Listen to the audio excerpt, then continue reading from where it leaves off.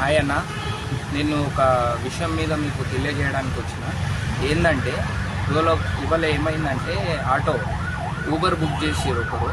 నేను 48 రూపీస్కి కృష్ణానగర్ నుంచి అమీర్పేట్ బిగ్ బజార్ దాకా తీసుకెళ్తున్నా. సేమ్ అలాంటి డ్రాప్ ఒక బైక్ అతను బుక్ చేసారు ఒకరు. వాళ్ళు ఏం చేసారు అంటే అదే కృష్ణానగర్ నుంచి బిగ్ బజార్ అంటే అమీర్పేట్ దాకా 50 రూపీస్ చూపెట్టారు. ఇప్పుడు మనకు ఆటో వాళ్ళకి బైక్కి ఏం తేడా ఉంది? మన ఆటోలో ముగ్గురు కూర్చుంటే 48 రూపీస్కి తీసుకెళ్తున్నాం. ఒక బైక్ అతనే ఒకరిని తీసుకెళ్తే 50 రూపీస్ తీసుకెళ్తాం. మన వైట్ నెంబర్ ప్లేట్ బోర్డు ఏవైతే టాక్సీస్ బైక్స్ నడుస్తున్నాయో ఈ ఓలా ఊబర్ ర్యాపిడో సంస్థలు వాళ్ళకి ఎట్లా అనుమతి ఇచ్చారు? ఎల్లో కలర్ బోర్డు ఉన్న టాక్సీ ప్లేట్ ఉన్న బోర్డ్స్కే కదా మనకు అనుమతి ఇచ్చాల్సింది. వీళ్ళకి ఎలా ఇచ్చారు? ఎలా నడపడానికి అవకాశం ఇచ్చారు? దాని గురించి పోరాడదాం.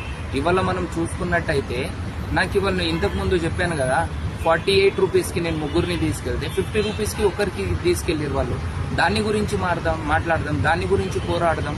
మనం ఆటోలో ఇన్ని పంచాయతీలు పెట్టేసుకొని మనం గొడవలు పడితే ఏముంటుందన్నా? డ్రైవర్లం కదా, డ్రైవర్ అనే ఒక ఉద్దేశం ఉంటుందన్నా. చూడండి, మనం ఇన్ని ఇబ్బందుల్లో పడుతున్నాం. ఎవరికి ఎలాంటి ఇబ్బందులు ఉన్నాయనేది ఎవరు కనుక్కొని తెలుసుకోలేరు కదా. ఒక ఆటో డ్రైవర్ ఇంకో ఆటో డ్రైవర్ మీద ద్వేషించుకోవాల్సిన అవసరం ఏముంది? ఇవాళ ఓలా ఊబర్ ర్యాపిడో సంస్థల మీద పోరాడితే ఈ ట్యాక్సీలను బైక్ ట్యాక్సీలను ఎందుకు అనుమతించరు? ఇవాళ బైక్ ట్యాక్సీలు ఎన్ని వేల బండ్లు లక్షల బండ్లు ఉన్నాయి. అవి ఆఫ్ అయితే అవే కిరాయిలు మన ఆటోలోకి వస్తాయి కదా. దాని గురించి మాట్లాడదాం, దాని గురించి ఫైట్ చేద్దాం. ఇంకొకటి, మనము ఈ సంస్థల మీద గ్రూపులు క్రియేట్ చేసింది కేవలం ఓలా ఊబర్ ర్యాపిడో సంస్థల మీద పోరాడడానికి. మేమేదో యూనియన్ పెట్టుకోవడానికి, మీ దగ్గర ఫైట్ చేయడానికి, మిమ్మల్ని ఏదో మీ దగ్గర గుంజుకొని తినడానికి అయితే చెయ్యలేదు.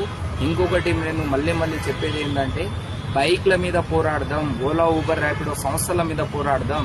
ఈ బైక్లకు ఎట్లా అనుమతి ఇచ్చారో వాళ్ళని ఈ సంస్థల నుంచి దూరం పెట్టేటట్టు చూద్దాం.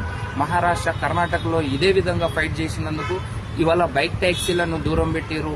అదే ఇప్పుడు మీరు అంటున్నారు ఆటోస్ డిస్టిక్కి వెళ్ళిపోవాలని చెప్పేసి. సరే, నా డిస్టిక్ నుంచి నా ఆటో నా బండి డిస్టిక్ ఉంది, నేను తీసేసిన బైక్ తెచ్చి నడుపుకున్నాను అనుకో, అప్పుడు మీకు నష్టం జరగట్లేదా?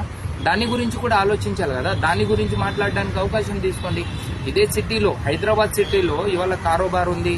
మీరు మీకు బస్ ఫ్రీ చేసినందుకు మా సిటీలో వచ్చి నడపాల్సిన అవసరం ఏముందని చెప్పేసి అంటున్నారు. డ్రైవర్లు వెళ్ళిపోమని చెప్పేసి అంటారు. డ్రైవర్లు ఏడికి వెళ్తారండి? అందరికీ సామాన్య హక్కు ఉంది. ఇక్కడ అందరు పోరాడి అందరు తెచ్చుకున్న తెలంగాణలో మేము బరాబర్ ఉంటాం, ఏదో ఒక వర్క్ చేసుకుంటాం. ఇవాళ ఆటోని పంపించగలుగుతావేమో, బైక్ తెచ్చుకొని నడుపుకోవచ్చు. నేను నాలాంటి వాళ్ళు చాలా మంది ఉన్నారు కదా.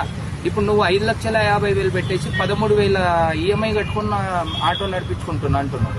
నేను 2 లక్షలు 3 లక్షలు పెట్టేసి ఆటో కొన్నా. నేను ఒక 8,000-9,000 పెట్టేసి ఈఎంఐ కడుతున్నా. అదే బైక్ వాడు 20,000 పెట్టేసి 80,000-90,000 బండి తీసేసుకుని అదే కారోబారు చేస్తుండ్రు. ఇప్పుడు నువ్వు 1,000-1,500 చేసే బదులు తను ఏం చేస్తుండు? 1,800-1,200 కారోబారు చేసేసుకుని కొట్టుండు. ఇప్పుడు తన వల్ల కూడా మనకి ఇబ్బంది ఉంది కదా. బైక్ గురించి పోరాడదాం, ఓలా ఊబర్ ర్యాపిడో సంస్థల గురించి పోరాడదాం. ఇక్కడ ఆటో డ్రైవర్స్ అందరూ ఏకమత్యంగా ఉండేసి ఒక సంభాషణ ఏర్పాటు చేసుకొని మనం మాట్లాడేసుకొని మన విధంగా మనం కావాల్సిన విధంగా మనం మాట్లాడే